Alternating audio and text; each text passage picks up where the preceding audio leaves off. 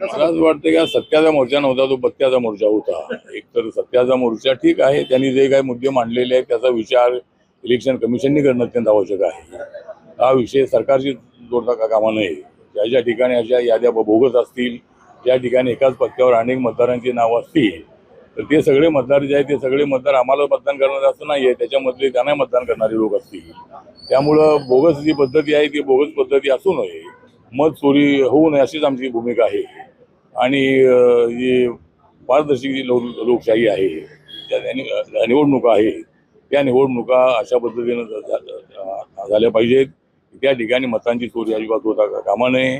पण ज्या लोकांनी पूर्वी मतांच्या चोरी करून अनेक वेळेला सत्ता मिळवलेली आहे, हेच लोक आता मत चोरीचा मुद्दा पुढे करतायत. लोकसभेच्या वेळेला मात्र त्यांना एवढी मोठ्या जास्त जागा मिळाल्या, त्यावेळेला आम्ही काय असा आरोप नाही केला की त्यांनी मतं चोरलेली आहेत म्हणून.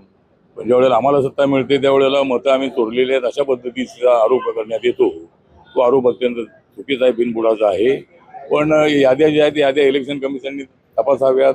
एकाच पत्त्यावर जर 100 लोकांची नावं असतील तर हे प्रकार याच्या अगोदर होते. त्यामुळे त्यांनी उघडकीस आणलेली आहे, ती गोष्ट खरी आहे. त्याचा विचार इलेक्शन कमिशनने करावा अशा पद्धतीची आमची भूमिका आहे.